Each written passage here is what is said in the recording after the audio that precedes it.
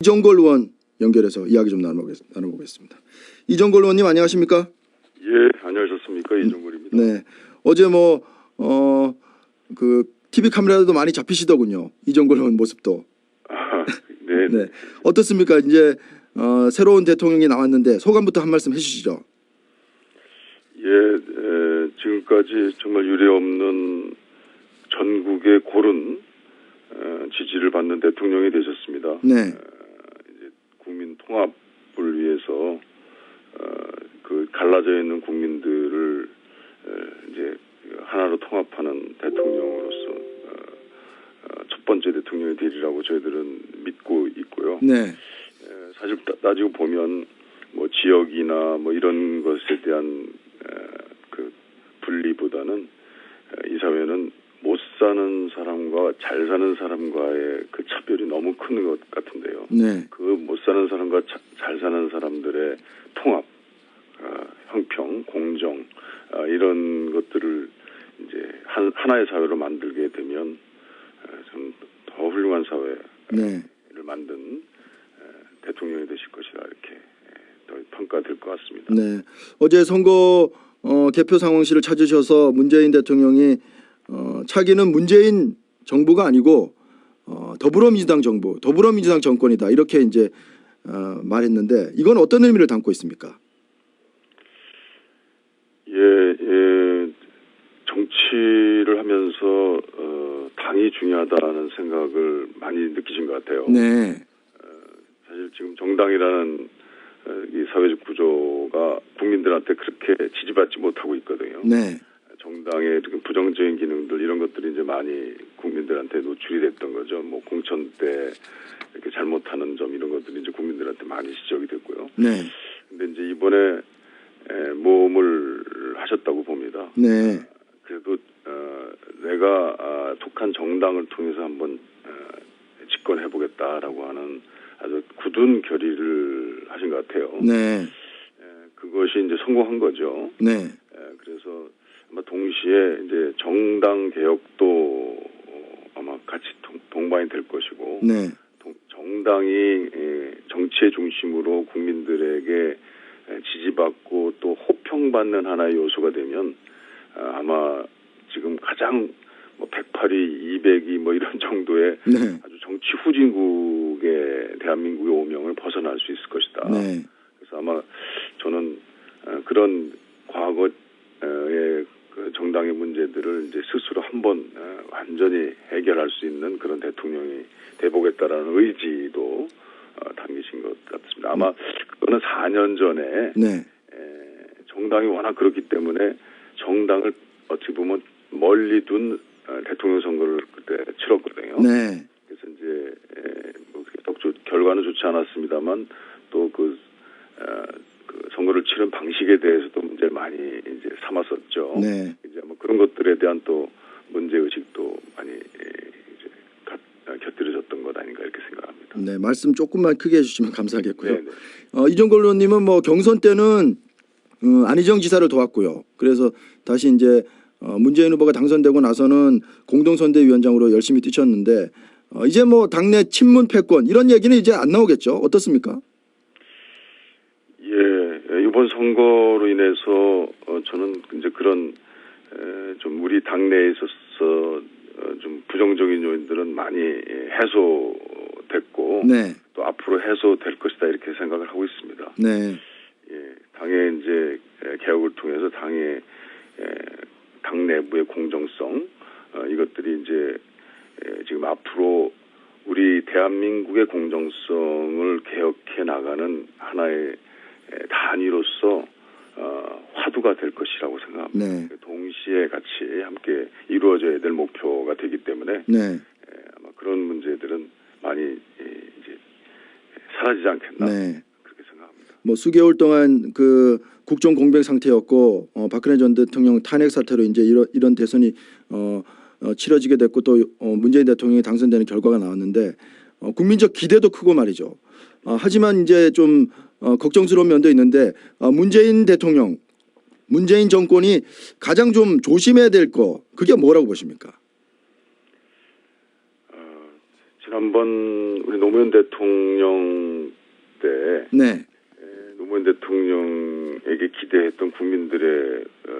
목소리가 있었는데 네. 저희들은 그 목소리를 다 잘 그들 받아들이고 모시고 그걸 어떻게 해보려고 했던 그런 것인 줄 알았는데 그것이 노무현 대통령 그 정부 말기 때 보니까 국민들로 완전히 이반되면서 저희들은 어마어마한 정말 그 어려움에 시달렸거든요. 네. 이제 그것을 아주 굉장히 중요한 금과 옥조로 삼을 겁니다. 네. 이제 국민의 그 이번에 미션, 국민의 우리에게 주어지는 그 과제, 네. 국민이 주고 계시는 과제, 그것은 이제 그 문재인 대통령은 진정한 정권 교체라고 했거든요. 네. 국민의 삶을 바꾸는 정권 교체라고 했다. 단순한 권력 교체가 아니라 네. 국민의 삶을 바꾸는 정권 교체를 하겠다 그러고 그것이 국민의 명령이라고 그랬거든요. 네. 아마 그것을 5년 내내 정말 그 성경처럼 들고 다녀야 네. 성경처럼 들고 다녀야 네. 될 거라고 생각합니다. 네. 그것이 거기서 또 뭐든 이제 해답이 풀리고 네. 과제도 나오고 해야 될 일이 이 정부 더불어민주당 정부라고 하신 이 정부가 해야 될 일이다 이렇게 생각합니다. 네. 아주 뭐 충정 어린 말씀을 해주셨습니다. 5년 내내 성경 들고 다니듯이 불경 들고 다니듯이 그렇게 하시는 말씀을 들었고 이제 뭐 100일 정도면은 또 문재인 정권의 어떤 평가가 나올 텐데 가장 중요한 게 이제 첫 인사로 총리 인사, 뭐 감동적인 총리 인사가 좀 나와야 되지 않느냐 이런 지적도 있고 문재인 대통령은 통합형 비영남권 초대 총리를 구상하고 있다 이렇게 얘기가 나왔는데 어떻게 좀 감동적인 총리 인사가 나올 수 있겠습니까? 어떻습니까? 제가 거의 이제 마지막 그 시기쯤에 사전 투표하는 그 시기쯤에 호남 지역을 이제 한 3, 4일 쭉 돌았는데요. 네. 그때 이제 사전 투표하고 나오신 어르신들 한 70 이상 되신 어르신들이 그냥 하시는 말씀 저한테 당연히 하시는 말씀이 네. 홍준표 될까봐 1번 찍었다고 이렇게 하시더라고요. 네. 대부분이 정말 놀랐습니다. 네. 저희가 9대1 정도 또는 8대2 정도로 우리가 불리하다는 지역이었거든요. 네. 근데 그 사전 투표한 내용은 그런 거였습니다. 근데 그거는 제가 직접 들었으니까 뭐 믿을 수밖에 없는 거 아닙니까? 네, 그렇죠. 그분들의 그 염원은 우리가 정치에 정말 목표로 삼아야 된다 이렇게 생각하거든요. 네. 그래서 이것이 단순한 호남 어떤 비하 또는 호남의 홀대 이런 것으로부터는 이제 벗어나야 된다. 정말 아까 말씀드린 것처럼 우리 삶을 바꾸는 정권 교체를 목표로 하게 되면 네. 당연히 호남 그런 문제가 풀릴 것이다라는 네. 생각을 하거든요. 그래서 저는 대통령께서 그런 좀 비교적 좀 일시적인 문제보다는 네. 정말 그 9년 동안 잃어버린 대한민국이라고 할 정도의 이 아주 불공정한 사회, 완전 피폐된 이 사회를 네. 내 5년 동안 어떻게든지 바꾸겠다라고 하는 그런 그 아주 정말 진정 어린 그 호소를 네. 마음을 이제 보내시면 네. 특히 그걸 이제 호남 지역에 보내면 네. 그 우리나라 그 70, 80 어르신들 이렇게 보면 뭐 얼도 까마시고 뭐 이렇지만 그분이 가지고 있는 정치적 그 수준이라는 건 대단합니다. 그러니까 네. 단순한 호남 뭐 이런 거 가지고 저희는 정책 목표를 삼아서는 안 될 것 같고요. 알겠습니다. 그때 노무현 정부 때도요. 서열 1위를 이제 대통령이라고 하고 2위를 이제 대법원장, 국회의장, 헌법재판소장 이렇게 해서 서열 1, 2에서 5위까지를 어떤 때는 4명 또는 5명이 호남 출신인 적이 있었습니다. 네. 근데 그거 가지고 그냥 호남을 비하하지 않았다, 호남 홀대하지 않았다라고 하지 않는 거거든요. 네. 지금 자리 하나 한두 개가 중요할 수도 있습니다만, 네, 그 그런 우리 호남민의 그 높은 수준의 정치적 그 식견, 네. 그것을 충족시켜줘야 됩니다. 네, 알겠습니다. 그래야지 이제 답이 나오는 거죠. 예. 뭐 대선 과정에서 같은 뿌리였던 안철수 후보와 뭐 그야말로 치열하게 정말 감정이 상할 정도로 싸웠는데 어떻게 앞으로 좀 연대 가능성 또는 뭐 통합 가능성 이런 것들이 열려 있습니까? 어떻습니까? 예, 당연히 통합하고 연대해야 될 것입니다. 네. 뿌리도 같고 또 생각도 비슷하고 그런 어떤 계기에서 감정적인 분당이 됐다라고 보는데요. 그런데 그럴수록 더 조심해야 됩니다. 네. 무슨 뭐 이렇게 몇몇 의원들을 어떻게 뭐 설득해서 지위를 변경시키게 한다든지 예, 그런 그렇게 쉽게 생각하면 절대로 안 되는. 네. 국민의당과 이미 저는 총선도 다르게 치렀고 또 지지받는 그 방식이나 이것도 상당히 많이 달라졌습니다. 네. 물론 뿌리는 같았습니다. 예전에 김대중 대통령께서 두 분이 뿌리가 같은 분이었지만 이제 양긴 분열이 되면서 저희 정치사에 아주 어마어마한 저희 그 영원한 문제까지 이어지는 아주 정치사에 큰 그 굴레를 갖게 됐던 거죠. 네. 이것도 그렇게 쉽게 생각하면 안 됩니다. 네. 그 호남 민중에서 국민의당을 끝없이 지지하는 분들의 생각이 있습니다. 네. 그거 우리하고 같다고 생각하면 안 되고, 네. 우리의 여기 더불어민주당에 대한 그 차별 의식이나 이런 것들도 있겠지만, 가지고 있는 이미 상당히 그 체계화되어 있는 질서 뭐 네. 이런 것들이 달라진 점들이 있습니다.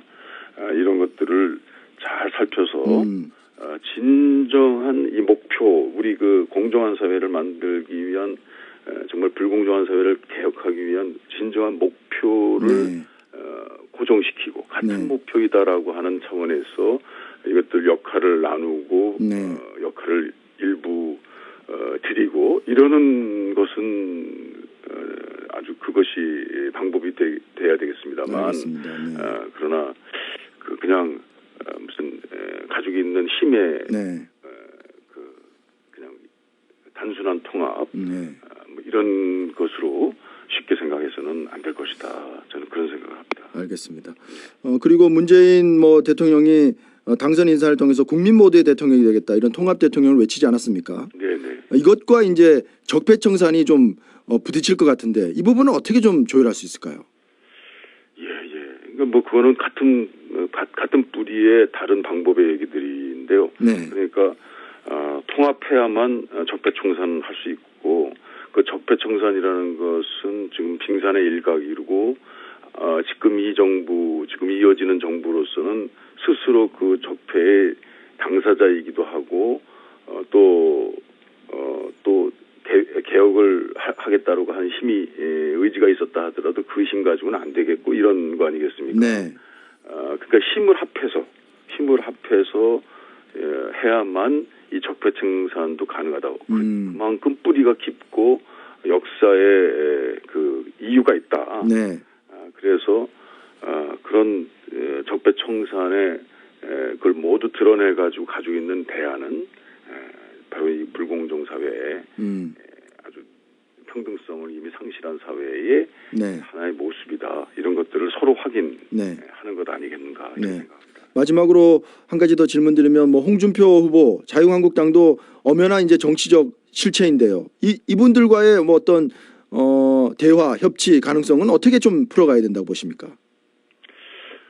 예, 지금 어떻게 보면 TK 지역과 뭐 경남 지역은 뭐 거의 비슷했고요. 네. 대구 경북 지역이 이제 그 투표면이나 또는 뭐 지지면이 이런 것들이 아주 굉장히 크게 갈라졌는데. 그랬었죠.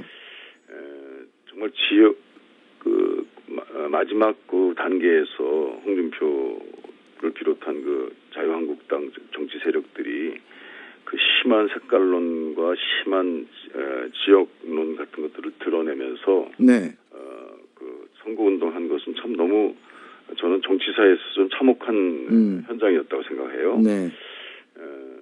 이제 거기에 좀 너무 한쪽으로 쏠리는 것에 대해서 이 TK 국민들, TK 시민들이 네. 우려를 했던 거 아니겠습니까? 네. 그래서 저희는 그런 그 아주 극단적인 정치 구호를 아무 정말 꺼리낌 없이 그 남발한 그런 어찌 보면은 그 종북이 아니라 어찌 보면 진정한 종북일 겁니다. 네. 그 홍준표 그 후보의 그런 네, 네. 태도나 이런 것들이. 뭐 대화 가능성 그래도 좀 열어놓아야 되지 않을까 싶어서 드린 질문이었는데. 그래서 네. 거기에서도 저는 충분히 대화 가능할 수 있는 정치 세력이 있다고 봅니다. 자유한국당 내에서도요. 네, 그래서 지금 그 이를 주도한 네.